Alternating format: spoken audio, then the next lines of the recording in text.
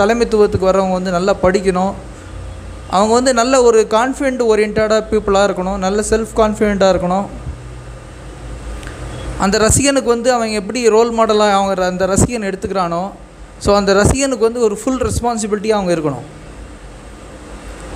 அந்த ரசிகனுக்கு வந்து ஃபுல் ரெஸ்பான்சிபிலிட்டியாக அவங்க இருக்கணும். ஸோ அப்படிப்பட்ட ரசிகனை வந்து உருவாக்குற ஒரு தலைமையை வந்து கண்டிப்பாக அவசியம்.